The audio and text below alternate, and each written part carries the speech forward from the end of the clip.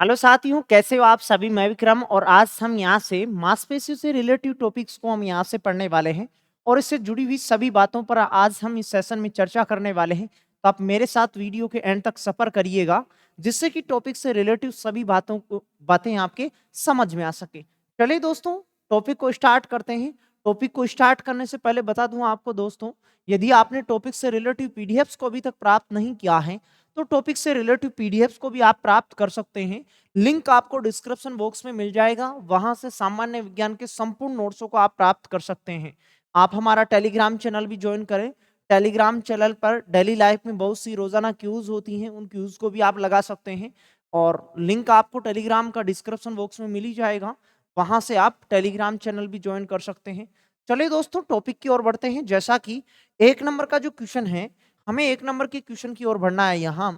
और एक नंबर के क्वेश्चन में हमें यहां से पूछा गया है कि हमारे पेशियों को किस अम्ल के कारण पीड़ा होती है, यानी कि ऐसा कौन सा अम्ल होता है, वो अम्ल यदि मांसपेशियों में जमा हो जाता है तो जमा होने के बाद मांसपेशियों में दर्द का अनुभव होने लगता है। उस अम्ल के बारे में हमें यहाँ से बताना था। तो वो अम्ल होता है कौन सा? लैक्टिक अम्ल होता है। कौन सा अम्ल होता है? लैक्टिक अम्ल। लैक्टिक अम्ल के जमाव के कारण जो मांसपेशियां होती हैं, इन मांसपेशियों में ऐंठन या दर्द का अनुभव होने लगता है। तो क्वेश्चन नंबर 1 का सही जवाब हमारा क्या होता? लैक्टिक अम्ल होता। और जो सल्फ्यूरिक अम्ल होता है, इस सल्फ्यूरिक अम्ल को कहते हैं H2SO4। क्या कहते हैं? H2SO4 कहते हैं। और सल्फ्यूरिक अम्ल को कहते हैं क्या? गंधक का तेजाब भी कहते हैं। क्या कहते हैं? गंधक का तेजाब भी इसे ही कहा जाता है। और H2SO4 जो होता है, ये अम्ल वर्षा में पाया जाता है। अम्ल वर्षा में पाया जाता है। इसके अलावा जो H2SO4 होता है, इस H2SO4 का उपयोग गाड़ियों की बैटरी में किया जाता है। कहाँ किया जाता है? गाड़ियों की गाड़ियों की बैटरी में किया जाता है, ऐसा हम यहाँ से बता सकते हैं। और हाइड्रोक्लोरिक जो अम्ल होता है, इसका सूत्र होता है क्या? HCl होता है। कौन सा होता है? HCl होता है। और एकमात्र ऐसा अम्ल HCl जो हमें बाई बर्थ मिलता है, मतलब हमारे शरीर में पाए जाने वाला एकमात्र अम्ल होता है कौन सा? HCl। और कहाँ पाया जाता है? आमाशय में पाया जाता है। यदि हमें स्थान का नाम पूछे तो हम बता सकते हैं कहाँ पाया जाता है? HCl आमाशय में पाया जाता है। तो क्वेश्चन से रिलेटिव सभी बातों को आप जान पाए होंगे और क्वेश्चन का सही जवाब होगा हमारा लैक्टिक अम्ल। कि मांसपेशियों में दर्द का अनुभव या मांसपेशियों में ऐंठन शुरू हो जाती है जब किस अम्ल का जमाव होने लगता है? लैक्टिक अम्ल का जमाव होने लगता है। चलिए दोस्तों, इसी के साथ अगले प्रश्न की तरफ बढ़ते हैं। जैसा कि हमें अगला प्रश्न दिया गया है, बस बातें वही हैं, बस क्वेश्चन में हमें उल्ट फेर कर रखा है कुछ भाषा का। यहाँ उल्टा सीधा तरीके से हमें भाषा को दी गई है। बाकी जो हमने पीछे के क्वेश्चन में पढ़ा है वही बात हमें यहाँ से बतानी है कि मांसपेशियों की थकान खालिस्तान के संचय की वजह से होती है। मांसपेशियों में थकान किसकी वजह से होती है, ऐसा हमें यहाँ से बताना था। तो इसके पीछे के क्वेश्चन में भी आपने जाना है कि मांसपेशियां जो होती हैं, इन मांसपेशियों में दर्द का अनुभव या थकान का जो अनुभव होता है वो लैक्टिक अम्ल के जमाव के कारण होता है। ऐसे हमने वहां से जाना था। क्वेश्चन में भी इसी में भी हमें कुछ उसी प्रकार की बातों को बताना था कि मांसपेशियों में थकान होती है किस अम्ल के कारण? लैक्टिक अम्ल के कारण होती है। सही जवाब होगा ए, हमारा यहाँ से सही जवाब होगा। तो दूसरे नंबर के क्वेश्चन का सही उत्तर आप बता ही पाए हैं। और फटाक फटाक से आप इसी प्रकार के क्वेश्चनों में आप मेरे साथ रोजाना क्लास में बने रहिए, जिससे कि बहुत से क्वेश्चनों को मैं आपको सरल शब्दों में सिखा पाऊं। और रोजाना यदि आप कमेंट बॉक्स में अपना जवाब लिखते होंगे तो कुछ तो आप में इंप्रूव हो ही चुका होगा। तो आप ऐसे ही रोजाना मेरे साथ क्लास में जुड़े रहिए और जिससे कि हम नई नई टॉपिक्स के बारे में कुछ नई बातें हम यहाँ से सीख सके। चलिए तो अगले प्रश्न की तरफ बढ़ते हैं। और अगला प्रश्न हमें दिया गया है कि एक कंडरा किससे बनाया जाता है? कंडरा जो होता है इसको समझना था हमें। लोको पायलट के पेपर में जो 2018 में जो लोको पायलट के जो पेपर लगे थे, उन पेपरों में पूछी गई बात है कि जो कंडरा होता है ये किससे बनाया जाता है। तो जो कंडरा होता है, ये पहले तो समझिएगा कि कंडरा होता क्या है। इसी को कहते हैं टेंडन। क्या कहते हैं? टेंडन कहते हैं। और एक मांसपेशी दूसरी मांसपेशी को जोड़ने के लिए जो काम करता है, जो उत्तक है, उसको कहते हैं अपन क्या, टेंडन या कंडरा कहते हैं। मतलब दो मांसपेशियों को आपस में जोड़ने का काम करता है कौन, टेंडन या कंडरा। और ये कोलेजन तंतुओं से मिलकर बना होता है। किससे मिलकर बना रहता है, कोलेजन तंतुओं से मिलकर बना रहता है। तो ऐसा हम यहां से भी बता सकते हैं कि कोलेजन तंतुओं का बना होता है। तो इससे रिलेटिव बातें आपको समझ में आई होंगी कि जो कंडरा या जो टेंडन होता है, ये दो मांसपेशियों को आपस में जोड़ने का काम करता है। जैसे कि दो जो बोन्स होती हैं, बोन्स प्लस बोन्स, इन बोन्स को जोड़ने का काम कौन करता है, लिगामेंट करता है। कौन करता है, लिगामेंट करता है। यदि हड्डी के बारे में पूछे तो हमें क्या बताना होगा, लिगामेंट बताना होगा। और यदि मांसपेशी के बारे में पूछा जाए तो मांसपेशी क्या होगी, टेंडन या खंडरा होगी। ऐसी बातें हम यहां से बता सकते हैं। अब बताइएगा प्रश्न का जवाब कि जो कंडरा किससे बनाया जाता है, कंडरा किससे बनाया जाता है, कोलेजन नुमा तंतुओं का एक बंडल होता है जिसे हम क्या कहते हैं, टेंडन या कंडरा कहते हैं। तो तीसरे नंबर के क्वेश्चन का सही आंसर होता ए, हमारा सही आंसर होता। तो इससे जुड़ी हुई बातों को भी आपने जाना होगा यहीं से। चलिए तो इसी प्रकार अगले प्रश्न की तरफ बढ़ते हैं। जैसा कि हमें अगले प्रश्न में दिया गया है कि मनुष्य में जो मांसपेशियों को हड्डियों से जोड़ने वाला जो उत्तक होता है, ये कौन सा होता है। मांसपेशियों को अभी हमने पीछे भी जाना है इस बात को कि एक हड्डी दूसरी हड्डी से जुड़ी रहती है, किसके द्वारा, लिगामेंट के द्वारा जुड़ी होती है। किसके द्वारा जुड़ी रहती है, लिगामेंट के द्वारा जुड़ी होती है। और एक हड्डी दूसरी मांसपेशी से किसके द्वारा जुड़ी रहती है, लिगामेंट उसके द्वारा, टेंडन या कंडरा के द्वारा जुड़ी रहती है। किसके द्वारा, टेंडन या कंडरा के द्वारा जुड़ी होती है, टेंडन या कंडरा के द्वारा जुड़ी रहती है। तो ऐसी बातों को भी हमने इससे पीछे जाना है कि एक मांसपेशी दूसरी जो हड्डी होती है उस दूसरी हड्डी से जुड़ी रहती है, किससे, टेंडन या कंडरा से। जबकि दो हड्डियां आपस में जुड़ी रहती हैं, किसके द्वारा, लिगामेंट के द्वारा जुड़ी रहती हैं। सही जवाब यहां से क्या होता कि मांसपेशियों को हड्डियों से जोड़ने वाला उत्तक कहलाता है। मांसपेशियों को हड्डियों से जोड़ने वाला जो उत्तक होता है वो क्या कहलाता है, कंडरा कहलाता है। सही जवाब 4 नंबर के क्वेश्चन का ए हमारा यहां से सही जवाब होता। रेलवे के पेपर में पूछा गया क्वेश्चन है, इंपॉर्टेंट क्वेश्चन है। आगामी जिस भी प्रतियोगी परीक्षा की आप प्रिपरेशन कर रहे हो वहां दोबारा से इस प्रकार का क्वेश्चन पूछा जा सकता है। तो उम्मीद करता हूं इससे जुड़ी हुई सभी बातें आप समझ पाए होंगे। और यदि बाय द वे यदि आगे से यदि एग्जाम में यदि इस प्रकार का यदि क्वेश्चन आपको पूछा जाता है तो क्वेश्चन को आप सही कर सकते हैं। चलिए तो 5 नंबर के क्वेश्चन को पढ़ते हैं हम यहां से। मांसपेशियों का रंग लाल किस प्रोटीन के कारण होता है। ऐसा हमें यहां से पूछा गया था कि मांसपेशियों का रंग किसके कारण होता है।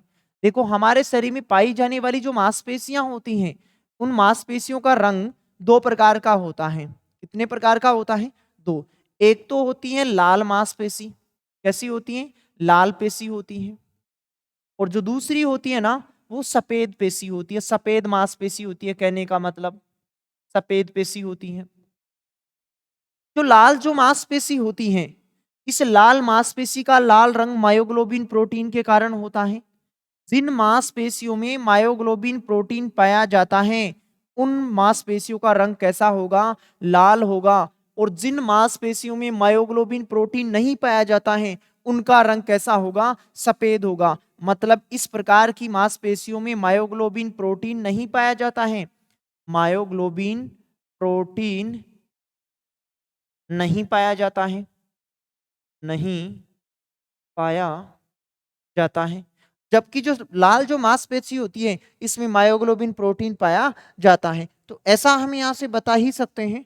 चलिए तो अब क्वेश्चन की ओर बढ़ते हैं और क्वेश्चन में सही जवाब बता सकते हैं हम यहां से कि मसल्स का रंग लाल किस प्रोटीन के कारण होता है, मायोग्लोबिन प्रोटीन के कारण होता है। यहां से सही जवाब लगाते कौन सा, सी हमारा यहां से सही जवाब होता। चलिए तो अगले प्रश्न की तरफ बढ़ते हैं। जैसा कि हमें अगले प्रश्न में कुछ छोटी सी बात हमें यहां से बतानी थी कि जो मांसपेशियां होती हैं वो हमारे शरीर में कुल मांसपेशियां कितनी होती हैं। तो यदि हमें कुछ इस प्रकार की बातें यदि पूछी जाती हैं तो मनुष्य के शरीर में पाई जाने वाली कुल मांसपेशियां कितनी होती हैं, 656 होती हैं। कितनी होती है, 656 होती हैं। एसएससी की पेपर में आपको इस प्रकार का क्वेश्चन भी पूछा गया है। देखो जो 320 जो मांसपेशियां होती हैं वो तो जोड़े के रूप में रहती हैं, मतलब टोटल कितनी हो गई, 640 हो गई। बाकी जो 16 जो मांसपेशियां होती है ना वो छोटी मांसपेशियां होती है जो अनपेयर्स के रूप में पाई जाती हैं। इस प्रकार हमारे शरीर में कुल मांसपेशियों की संख्या पूछी जाए तो कुल मांसपेशियों की संख्या कितनी होगी? 656 होगी। यदि कुल हड्डियों के बारे में पूछा जाए तो 206 हड्डियां होती हैं। तो मांसपेशियों के बारे में पूछा था तो कुल मांसपेशियों की संख्या कितनी है? 656 है। इस प्रकार इस प्रारूप के आधार पे भी आप याद रख सकते हो इस बात को कि 320 जोड़े के रूप में पाई जाती है, मतलब 640 हो चुकी हैं, और 16 जो होती हैं वो अनपेयर्स के रूप में पाई जाती हैं। राइट जवाब 6 नंबर के क्वेश्चन का बी हमारा सही जवाब होता। चलिए तो अब बताते हैं, देखें कि कंकाल कुल मांसपेशियों की अनुमानित संख्या होती है कि हमारे शरीर में पाई जाने वाली जो मांसपेशियां होती हैं उनकी अनुमानित संख्या कितनी होती है? लगभग 700 के अंडर होती हैं। छोटा जो बच्चा होता है, इस छोटे बच्चे में मांसपेशियों की कुल संख्या 700 के अंडर होती है। लेकिन जैसे जैसे वयस्क अवस्था की ओर बढ़ता हुआ चला जाता है तो उस मांसपेशियों की संख्या भी कम होती हुई चली जाती है, क्योंकि जो बड़ी जो मांसपेशियां थी उन बड़ी मांसपेशियों से में अनेक प्रकार के जोड़ थे, तो वो जोड़ धीरे धीरे जुड़ने लग जाते हैं, जिससे मांसपेशियों की संख्या कम होने लग जाती है। जैसा इसी प्रकार से ऐसा ही प्रोसेस आपने कहाँ पढ़ा होगा? हड्डियों में पढ़ा होगा कि हड्डियां भी जैसे जैसे उम्र बढ़ती हुई चली जाती है हड्डियों की संख्या कम होती जाती है, लेकिन वो 18 साल तक ही ऐसा होता है। 18 साल की एज में फिक्स मांसपेशियों की संख्या कितनी होती है? 656, और कुल हड्डियों की संख्या होती है 206 होती है। तो इस प्रकार हम यहाँ से सही जवाब हमारा बता सकते थे कि 700 के अंडर होती हैं। राइट जवाब यहाँ से डी होता है। जब एसएससी की एग्जाम में पूछा गया था ये प्रश्न तो आप सही जवाब बता ही सकते थे कुछ इस प्रकार से।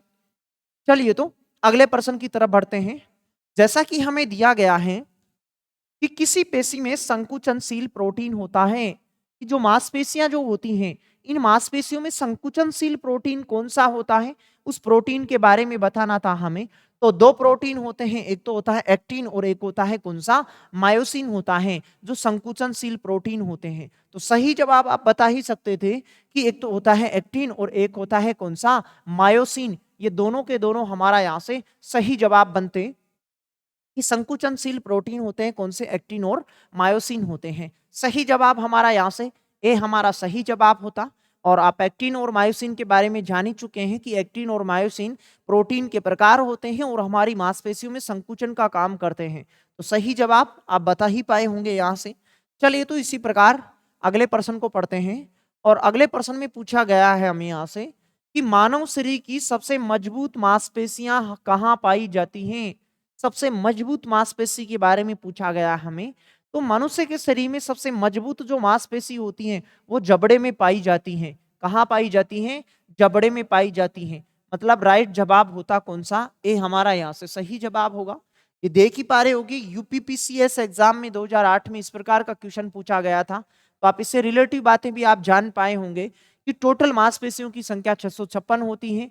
सबसे कठोर जो मांसपेशी होती है वो जबड़े में पाई जाती है, और जो बच्चा होता है इस बच्चे में लगभग 700 के आसपास मांसपेशियों की कुल संख्या होती है। ऐसी बातों को हमने पीछे के क्वेश्चन में भी जाना है।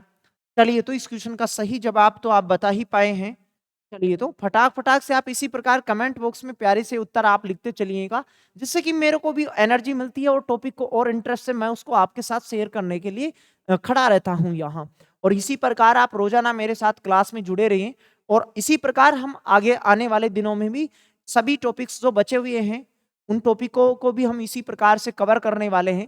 यदि आपने अभी तक पीछे के टॉपिक्स को नहीं देखा है तो आप हमारी प्लेलिस्ट को विजिट करें, और प्लेलिस्ट के माध्यम से आप सभी वीडियोस को देख सकते हो जहां हमने पहले प्रवेश जो टॉपिक है उन टॉपिकों को वहां से पूरा किया है। तो उन टॉपिक्स को भी आप एक बार जरूर पढ़ें।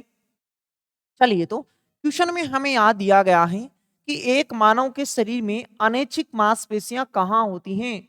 अनैच्छिक किसे कहा जाता है? एक तो होता है ऐच्छिक और एक होता है अनैच्छिक। अनैच्छिक मांसपेशी उस मांसपेशी को कहते हैं जिसका कंट्रोल हमारे पे नहीं होता है, मतलब हमारी इच्छा अनुसार नहीं होता है। और एक होती है ऐच्छिक मांसपेशी जिसका कंट्रोल हम चाहे तो कर सकते हैं चाहे तो नहीं कर सकते। जैसा कि मेरा हाथ का मन कर रहा है कि मैं हाथ को बेंड करूंगा तो बैंड आसानी से हो पाता है, मतलब मेरी इच्छा पे कंट्रोल हो रहा है। लेकिन हमें यहाँ अनैच्छिक मांसपेशियों के बारे में बताना था कि अनैच्छिक मांसपेशियां कहाँ होती हैं। अनैच्छिक मांसपेशियां होती है दिल में। कहाँ होती हैं? दिल में होती हैं। सही जवाब यहाँ से 10वें नंबर के क्वेश्चन का सही जवाब होगा कौन सा? सी होगा। और जो दिल में पाई जाने वाली जो मांसपेशियां होती हैं उन्हें कार्डियक मांसपेशी कहा जाता है। यानी कि हमारा जो हृदय होता है ये हृदय जिस मांसपेशी से बना रहता है उस मांसपेशी को कौन सी मांसपेशी कहा जाता है? कार्डियक मांसपेशी कहा जाता है, जो अपने आप में एक अनैच्छिक प्रकार होता है। तो यहाँ से सही जवाब हम बता ही सकते थे। जब ये रेलवे की पेपर में यहाँ से क्वेश्चन पूछा गया था तो इसका सही जवाब हम बता सकते थे कि इसका सही जवाब क्या होता कि अनैच्छिक जो मांसपेशियां होती हैं, उन अनैच्छिक मांसपेशियां जो होती हैं दिए गए ऑप्शनों में कहाँ होती है? दिल में होती हैं। और दिल यानी कि हृदय जो होता है, ये हृदय जिस मांसपेशी से बना रहता है उसे कार्डियक मांसपेशी कहा जाता है। सही जवाब आप बता ही पाए होंगे। इसी प्रकार अगले प्रश्न की तरफ बढ़ते हैं और अगले प्रश्न में भी हमें दिया गया, यहाँ से ग्रुप डी की एग्जाम में पूछा गया क्वेश्चन है कि मांसपेशियों को हड्डियों से जोड़ता है। यानी कि देखो पीछे के क्वेश्चन में हमने ऐसे डिस्कस किया था कि एक बोन्स दूसरी बोन्स से किसके द्वारा जुड़ी रहती हैं? लिगामेंट के द्वारा जुड़ी रहती हैं। किसके द्वारा? लिगामेंट के द्वारा जुड़ी रहती हैं। लेकिन एक हड्डी और एक मांसपेशी ये आपस में जुड़ी रहती हैं किसके द्वारा? टेंडन, या जिसे कहा जाता है कंडरा। टेंडन या कंडरा कहा जाता है और इसको सिरा भी कहा जा सकता है। अब हमें एक प्रश्न को दोबारा यहां से पढ़ना था कि मांसपेशियों को हड्डियों से जोड़ता है। मांसपेशियों को हड्डियों से कौन जोड़ता है भाई? आपने यहां से सीख ही लिया है कि मांसपेशियों को हड्डियों से टेंडन या कंडरा या कौन जोड़ता है? सिरा जोड़ता है। तो सही जवाब यहां से हमारा बी यहां से सही जवाब होगा कि सिरा या टेंडन जो होता है ये मांसपेशियों को हड्डियों से जोड़ने का काम करता है। लेकिन जबकि हमें हड्डी के बारे में यदि पूछा जाए कि एक हड्डी दूसरी हड्डी से किसके द्वारा जुड़ी रहती है? तो लिगामेंट के द्वारा जुड़ी रहती है। किसके द्वारा जुड़ी रहती है? लिगामेंट के द्वारा जुड़ी होती है। सही जवाब यहां से हमारा बी यहां से सही जवाब होता। चलिए तो अगले प्रश्न की तरफ बढ़ते हैं। जैसा कि हमें अगले प्रश्न में दिया गया है, यह भी ग्रुप डी की एग्जाम में ही पूछा गया क्वेश्चन था कि मांसपेशियों की क्रिया से उत्पन्न बल को कहा जाता है। मांसपेशियों की क्रिया से उत्पन्न बल को कहते हैं पेशीय बल। ये आपने सही सुना है, मांसपेशियों के द्वारा उत्पन्न बल को पेशीय बल कहते हैं। क्या कहते हैं? पेशीय बल कहते हैं। ऐसा छोटा सा हमें यहाँ से जवाब बताना था कि मांसपेशियों के द्वारा लगने वाला जो बल होता है उसे पेशीय बल कहा जाता है। राइट जवाब होता हमारा सी, यहाँ से सही जवाब होगा। आप यहाँ से देख ही पा रहे हो कि ये रेलवे के पेपर में यहाँ से इस प्रकार का क्वेश्चन पूछा गया था। रेलवे ग्रुप डी की जो आगामी आने वाले दिनों में भी परीक्षाएं लगने वाली हैं, वहां भी आपको इसी प्रकार के क्वेश्चन पूछे जाएंगे। और यदि आप रेलवे ग्रुप डी की तैयारी के लिए यदि आप हमारे साथ जुड़े हुए हो तो आपने सही जगह और सही समय पे आपने सही प्लेटफॉर्म को चुना है। और आप ग्रुप डी से रिलेटिव साइंस का यदि कंटेंट यदि आप प्राप्त करना चाहते हो जिससे कि आपका स्कोर बेहतर हो सके, तो नीचे डिस्क्रिप्शन बॉक्स में आपको लिंक दिया गया है। उस लिंक के माध्यम से सामान्य विज्ञान के संपूर्ण नोट्सों को प्राप्त कर सकते हैं। तो ग्रुप डी नहीं, वो अदर किसी भी एग्जाम में जिसमें सामान्य सिलेबस में सामान्य विज्ञान सिलेबस में जुड़ा हुआ है, वहां आपको बहुत ही बेहतरीन तरीके से स्कोरिंग आपको करवाने वाले वो सभी के सभी नोट्स। तो अभी तक आपने उन नोट्सों को प्राप्त नहीं किया है तो बिल्कुल भी देरी नहीं करें, तुरंत आप उन नोट्सों को प्राप्त करें। लिंक आपको डिस्क्रिप्शन बॉक्स में मिल ही जाएगा। चलिए तो अब हमें इस क्वेश्चन का जवाब यहां से मिल ही चुका था। अगले प्रश्न की तरफ बढ़ते हैं और अगले प्रश्न में हमें पूछा गया है क्या? स्वैच्छिक मांसपेशियां खालिस्तान विद्यमान होती हैं। यह भी देखो ग्रुप डी की एग्जाम में ही पूछा गया क्वेश्चन है कि स्वैच्छिक मांसपेशियां मतलब हमारी स्वेच्छा पे जिनका निर्धारित रहता है। जैसे बाइसेप और ट्राइसेप जो मांसपेशियां होती हैं ये अपनी इच्छा के अनुसार संकुचित होती हैं और फैलती और सिकुड़ती हैं, ऐसा हम बता ही सकते हैं। जिनका हमें हमारा इच्छा के अनुसार काम होता है उन्हें कहते हैं स्वैच्छिक, और जिनका हमारी इच्छा के अनुसार नहीं होता है उन्हें कहते हैं अनैच्छिक। क्या कहते हैं? अनैच्छिक, यानी कि वॉलेंट्री और नॉन वॉलेंट्री क्रियाएं कहते हैं। तो स्वैच्छिक के बारे में पूछा था, तो स्वैच्छिक मांसपेशियां कहाँ होती हैं? स्वैच्छिक मांसपेशियां होती हैं किसमें? हाथ में होती हैं। जिगर यानी कि यकृत, क्या यकृत को आप कंट्रोल करते हो क्या? नहीं, आपकी इच्छा के अनुसार कंट्रोल होता है कि यकृत? नहीं होता है, और आप चाहकर भी नहीं कर पाओगे, करने की कोशिश भी मत करना। हृदय हो गया, हृदय तो दादा पहले ही वैसे अपने आप में राजा कहलाता है अपने शरीर का, क्योंकि ये तो खुद अपने आप से अपने अनुसार काम करता है। और हृदय की जो धड़कन होती है उसका नियंत्रण ब्रेन से होता है। कहाँ से होता है? ब्रेन से होता है। फेफड़ा जो होता है ये फेफड़ा भी खुद स्वयं काम करता है या आपकी इच्छा से काम करता है? स्वयं ऑटोमेटिकली काम करता है। तो यहाँ से भी हम बता सकते थे कि जिगर में भी अनैच्छिक होती हैं, हृदय में भी अनैच्छिक होती हैं और फेफड़े में भी अनैच्छिक होती हैं। जबकि हाथ जो होता है, इस हाथ में कौन सी मांसपेशी पाई जाती है?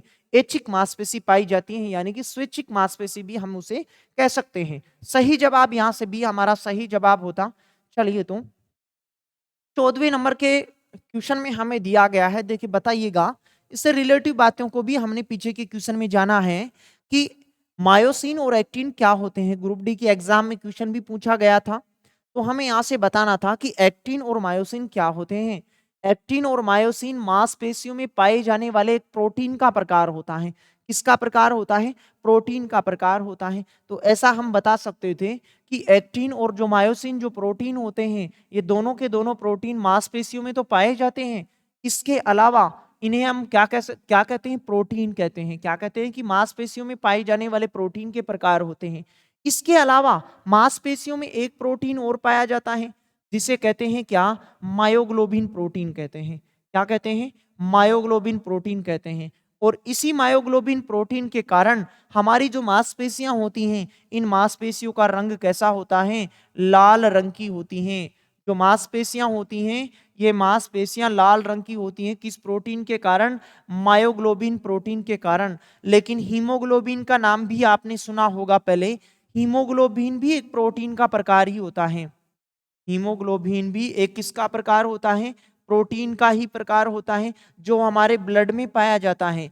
ब्लड में भी किस में पाया जाता है? आरबीसी में पाया जाता है। तो हमारी जो ब्लड का रंग या आरबीसी का रंग लाल होता है, किसके कारण? हीमोग्लोबिन के कारण। और मांसपेशियों का रंग लाल होता है, किसके कारण? मायोग्लोबिन के कारण होता है। किसके कारण होता है? मायोग्लोबिन के कारण होता है। तो ऐसा हम यहाँ से बता सकते हैं कि मायोसिन और एक्टिन दोनों क्या होते हैं? प्रोटीन के प्रकार होते हैं और हमारी मांसपेशियों में पाए जाते हैं। चलिए, तो इसी प्रकार अगले प्रश्न की तरफ बढ़ते हैं। देखें, और अगले प्रश्न में हमें दिया गया क्या है कि सार्कोलेमा सार्कोलेमा वह झिल्ली है जो खालिस्तान को कवर करती है। ये रेलवे जेई की एग्जाम में पूछा गया क्वेश्चन है 2019 में। सबसे पहले हमें यहां से जानना था सार्कोलेमा क्या होती है। सार्कोलेमा एक आवरण होता है, मतलब एक झिल्ली होती है जो सभी मांसपेशियों के बाहर की तरफ पाई जाती है। मतलब जितनी भी जो मांसपेशियां होती हैं, इन मांसपेशियों के ऊपर पाए जाने वाला जो आवरण होता है, उस आवरण को कहते हैं क्या? सार्कोलेमा कहते हैं। क्या कहते हैं? सार्कोलेमा कहते हैं। तो अब हम यहाँ से जवाब बताते हैं कि मांसपेशीय तंतु होता है। क्या होता है? मांसपेशीय तंतु होता है। तो 15वें नंबर के क्वेश्चन का सही जवाब होगा सी, हमारा यहाँ से सही जवाब होगा कि सार्कोलेमा वह झिल्ली होती है जो कवर करती है किसको? मांसपेशियों को कवर करती है। मतलब मांसपेशियों के बाहर की तरफ जो आवरण होता है, उस आवरण को कहते हैं क्या? सार्कोलेमा कहते हैं। उम्मीद करता हूं क्वेश्चन आपको सही वे में समझ में आया होगा। इसी प्रकार दोस्तों, टॉपिक्स को मेरे साथ मॉडरेट क्वेश्चनों के साथ पढ़ने के लिए आप रोजाना मेरे साथ क्लास में जुड़े रहिए। और इंपॉर्टेंट पीडीएफ भी आप प्राप्त कर सकते हैं, लिंक आपको डिस्क्रिप्शन बॉक्स में मिल ही जाएगा। और दोस्तों, आप हमारा टेलीग्राम चैनल भी ज्वाइन करें, लिंक आपको डिस्क्रिप्शन बॉक्स में मिल जाएगा टेलीग्राम का। क्योंकि डेली लाइफ में बहुत सी इंपॉर्टेंट क्यूज होती हैं, उन क्यूज को भी आप हम जो होते हैं वो टेलीग्राम की सहायता से आपके लिए अवेलेबल करवाते हैं। कुछ इंपॉर्टेंट जो पीडीएफ होती हैं, उन पीडीएफों को भी आपको टेलीग्राम की सहायता से अवेलेबल करवाया जाता है। तो आप हमारा टेलीग्राम चैनल अवश्य ज्वाइन करें। चलिए, तो अगले क्वेश्चन की तरफ बढ़ते हैं। इस क्वेश्चन के बारे में आप जान ही पाए होंगे। जैसा कि 16वें नंबर के क्वेश्चन में हमें दिया गया है कि मांसपेशियों का वह भाग जो संकुचन उत्पन्न करने के लिए सिकुड़ता है, क्या कहलाता है? संकुचन। प्रश्न को आप दोबारा से पढ़ सकते हैं कि मांसपेशियों का वह भाग जो संकुचन उत्पन्न करने के लिए सिकुड़ता है, उसके बारे में हमें यहां से बताना था। रेलवे की एग्जाम में ये 2019 में क्वेश्चन पूछा गया है। आगामी आने वाले दिनों में भी रेलवे की बहुत से पेपर लगने वाले हैं। वहां से हमारा जो साइंस का जो कंटेंट है, उसमें हूबहू प्रश्न देखने को मिलेंगे। चाहे से तो आप एक बार हमारे साथ सफर करके भी देख सकते हैं। विश्वास आपको करना ही पड़ेगा, तभी आपको मालूम हो सकता है इस बात को। जब आप विश्वास ही नहीं करोगे तो आपको मालूम मालूम कैसे हो पाएगा। तो रेलवे के आगे आने वाले दिनों में बहुत से पेपर लगने वाले हैं, वहां से हूबहू हमारा कंटेंट ऐसे कैसे मिलेगा आपको परीक्षाओं में। तो आप उस कंटेंट के साथ हमारे साथ सफर करें। और रोजाना आप हमारी 10 बजे वाली क्लास में, और जो पहले जितनी भी क्लासें होती थी वो 10 बजे होती थी, लेकिन आगे जितनी भी क्लासें होंगी अब वो 9 बजे से होने वाली हैं। तो सभी क्लासों में आप 9 बजे के लिए तैयार रहा करो। तो हमें क्वेश्चन में यहाँ से पूछा है कि मांसपेशियों का वह भाग कौन सा होता है जो संकुचन उत्पन्न करने के लिए सिकुड़ता है, उसके बारे में हमें यहाँ से बताना था। तो इसके संकुचन उत्पन्न करने के लिए सिकुड़ता है तो कौन होता है? एक्टिन होता है। दो प्रोटीन पाए जाते हैं, एक तो मायोसिन होता है और एक एक्टिन होता है। लेकिन जो एक्टिन जो होता है मांसपेशियों में पाए जाने वाला प्रोटीन, वो सिकुड़ने के लिए रेस्पॉन्सिबल होता है। सही जवाब हम यहाँ से डी हमारा सही जवाब बता ही सकते थे। चलिए, तो इसी प्रकार हंसते मुस्कुराते अगले प्रश्न की तरफ बढ़ चुके हैं हम। और अगले प्रश्न में यहां से पूछा गया है कि मांसपेशियों को कंकाल मांसपेशियां भी कहा जाता है। ऐसी कौन सी मांसपेशियां होती हैं जिन मांसपेशियों को कंकाल पेशी या कंकाल मांसपेशी भी कहा जाता है? तो हड्डियों के बाहर की तरफ पाई जाने वाली जो मांसपेशियां होती हैं, उन मांसपेशियों को कहते हैं ऐच्छिक मांसपेशियां। कौन सी मांसपेशियां कहते हैं? ऐच्छिक मांसपेशियां कहते हैं। और जो ऐच्छिक जो मांसपेशियां होती हैं, इन्हीं ऐच्छिक मांसपेशियों को कौन सी पेशी कहते हैं? कंकाल मांसपेशी भी कहा जाता है। तो ऐसा हम यहाँ से बता सकते थे कि जो ऐच्छिक जो मांसपेशियां होती हैं, इन ऐच्छिक मांसपेशियों को ही क्या कहते हैं? कंकाल मांसपेशियां भी कहा जाता है। और ये देखो, रेलवे ग्रुप डी की एग्जाम में 2019 में आपको पूछा गया क्वेश्चन है, इंपोर्टेंट क्वेश्चन है। आगामी एग्जाम में भी आपको दोबारा से यहाँ से क्वेश्चन पूछा जा सकता है। चलिए, तो अगले प्रश्न की तरफ बढ़ते हैं। जैसा कि हमें प्यारा सा क्वेश्चन दिखाई दे रहा है कि मानव शरीर की सबसे छोटी मांसपेशी कौन सी होती है, ऐसे हमें छोटा सा ज्ञान रखना था यहाँ से कि देखो, अब आप यहाँ से सभी बातों को समझिएगा कि मानव शरीर की सबसे छोटी मांसपेशी के बारे में यदि पूछा जाता है तो मानव शरीर की सबसे छोटी मांसपेशी कौन सी होती है और बड़ी मांसपेशी कौन सी होती है, यदि ऐसी बातें यदि पूछी जाए तो जो छोटी जो मांसपेशी होती हैं वो कहाँ पाई जाती है? कान में पाई जाती हैं। और कान में पाई जाने वाली जो छोटी जो मांसपेशी होती है उसका नाम होता है स्टेपीडियस। क्या होता है? स्टेपीडियस होता है। और यदि आपको ऐसे पूछा जाता है कि सबसे छोटी हड्डी कौन सी होती है, कान में तो पाई जाती है, और वो होती है कौन सी? स्टेपिज होती है। यहां से हमें मांसपेशियों के बारे में पढ़ रहे हैं तो सबसे छोटी मांसपेशी कान में पाई जाती है और जिसे क्या कहते हैं? स्टेपीडियस कहते हैं। और जो बड़ी जो होती है वो बड़ी मांसपेशी होती है कहाँ? जांग में होती है। कहाँ होती है? जांग में होती है। और जो बड़ी जो मांसपेशी होती है उसको कहते हैं क्या? साइटोरियस कहते हैं। क्या कहते हैं? साइटोरियस कहते हैं। तो यहां से हम बता ही सकते हैं साइटोरियस। साइटोरियस सबसे बड़ी मांसपेशी का नाम पूछे, साइटोरियस कहाँ पाई जाती है? जांग में पाई जाती है। सबसे छोटी मांसपेशी कहाँ पाई जाती है? कान में पाई जाती है। और ना यदि नाम पूछा जाता है तो नाम होता है क्या? स्टेपीडियस। और यदि सबसे छोटी हड्डी के बारे में पूछा जाए तो सबसे छोटी हड्डी होती है स्टेपीज, जो कान में पाई जाती है।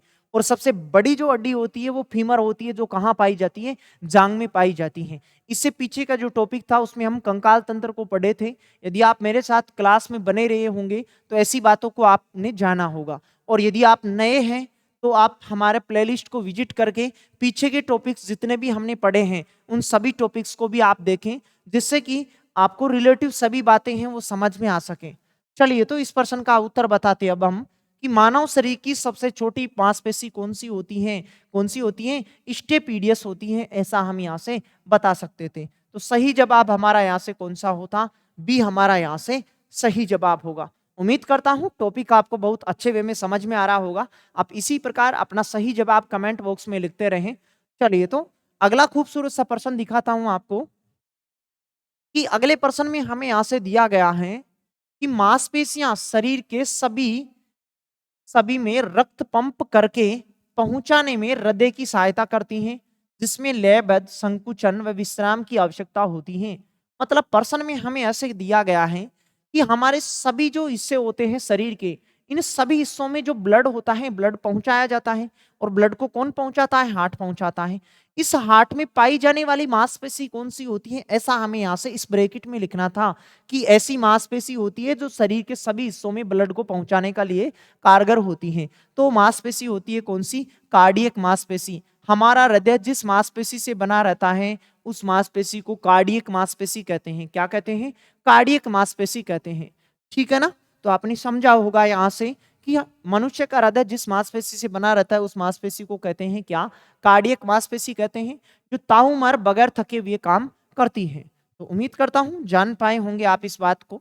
चलिए, तो इस सीरीज के अंतिम क्वेश्चन तक हम पहुंच चुके हैं और क्वेश्चन में क्या बताना है ऐसा हमें यहां से पढ़िएगा। पहले तो कि हमारी मांसपेशियों में अधिक ऑक्सीजन की आपूर्ति के लिए निम्नलिखित में से कौन सा हार्मोन हृदय की गति को बढ़ा देता है। ग्रुप डी के एग्जाम में पूछा गया क्वेश्चन है कि ऐसा कौन सा हार्मोन, ऐसी जो मांसपेशी होती हैं जिसमें अधिक ऑक्सीजन की आपूर्ति के लिए निम्नलिखित में से कौन सा हार्मोन हृदय की गति को बढ़ा देता है, ऐसा हम यहां से बताना था। तो देखो, जब आपको गुस्सा आता होगा, जब आप लड़ाई करते होंगे, जब आप एड्रिनल ग्रंथि के बारे में आपने इससे पीछे की टॉपिक्स में पढ़ा ही होगा कि जो एड्रिनल जो ग्रंथि होती हैं, इससे एड्रिनलिन हार्मोन का स्राव होता है, जिसे करो मरो हार्मोन भी कहते हैं, जो विपरीत परिस्थितियों में हमारे शरीर की सुरक्षा, मतलब उन विपरीत परिस्थितियों में सामना करने के लिए या लड़ने के लिए जो होता है वो जिम्मेदार होती है। कौन सी? एड्रिनल ग्रंथि होती है, जिससे एड्रिनलिन हार्मोन स्रावित होता है। लेकिन आपने कई बार नोटिस किया होगा, जब आप कभी लड़ाई करते हो तो आपका जो हृदय होता है इसकी ऑटोमेटिकली धड़कन बढ़ जाती है। वो धड़कन इस कारण बढ़ जाती है क्योंकि शरीर के सभी हिस्सों में ऑक्सीजन की ज्यादा आवश्यकता रहती है उस समय। तो ऑक्सीजन की पूर्ति करने के लिए हृदय को ज्यादा पंप करना होता है और उस स्थिति को, यानी कि हृदय की गति को बढ़ाने के लिए जो हार्मोन रेस्पॉन्सिबल होता है वो होता है एड्रिनलिन हार्मोन होता है और ये एड्रिनल ग्रंथि से निकलता है। ग्रंथियों के टॉपिक्स में आपने ऐसी बातों को पढ़ा ही होगा कि एड्रिनलिन हार्मोन कहां से निकलता है? एड्रिनल ग्रंथि से निकलता है और एड्रिनल ग्रंथि की संख्या मनुष्य के शरीर में 2 होती हैं। दोनों जो किडनियां होती हैं उन दोनों किडनियों के ऊपर पाई जाती हैं। इस कारण एड्रिनल जो ग्रंथि होती हैं, इस एड्रिनल ग्रंथि को अधिवक्र ग्रंथि भी कहा जाता है। क्या कहा जाता है? अधिवक्र ग्रंथि भी कहा जाता है। और ये जो हार्मोन लिखा है, इस हार्मोन को करो मरो हार्मोन भी कहते हैं। विपरीत परिस्थितियों में स्रावित होता है, करो मरो हार्मोन भी कहते हैं या लड़ो उड़ो हार्मोन भी कहते हैं। तो उम्मीद करता हूं टॉपिक से रिलेटेड सभी बातों को मैंने आपको सरल शब्दों में समझा पाया हूंगा। इसी प्रकार आप रोजाना मेरे साथ 9 बजे क्लास में जुड़े रहिए, जिससे कि नए मॉडरेट क्वेश्चनों के साथ हम सभी टॉपिक्स को इसी प्रकार पढ़ सकें।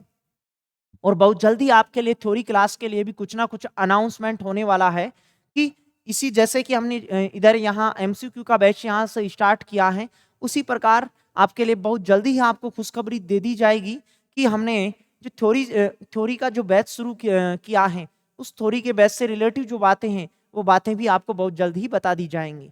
चलिए दोस्तों, इसी प्रकार आप रोजाना मेरे साथ क्लास में जुड़े रहें। टॉपिक से रिलेटिव पीडीएफ्स को अभी तक आपने प्राप्त नहीं किया है तो टॉपिक से रिलेटिव पीडीएफ्स को भी आप प्राप्त करें। लिंक आपको डिस्क्रिप्शन बॉक्स में मिल जाएगा। आप हमारा टेलीग्राम चैनल भी ज्वाइन कर सकते हैं। टेलीग्राम का लिंक भी आपको नीचे डिस्क्रिप्शन बॉक्स में मिल ही जाएगा। चलिए दोस्तों, आज के लिए इतना ही। फिर मुलाकात करता हूं एक नई ऊर्जा के साथ और एक नई मुस्कान लेकर। चले दोस्तों, तो अब धन्यवाद आपको सभी साथियों का।